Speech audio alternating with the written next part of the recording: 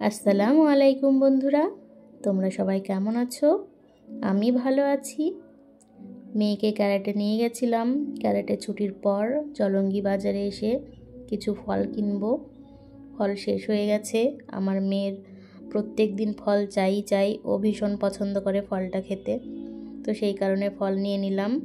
নেওয়ার পর আমাদের দোকানে হালখাতা, তো কয়েকটা গাঁদা ফুলের চেন নিতে বলেছিল হাজব্যান্ড, তো সেগুলোও নিয়ে নিয়েছি।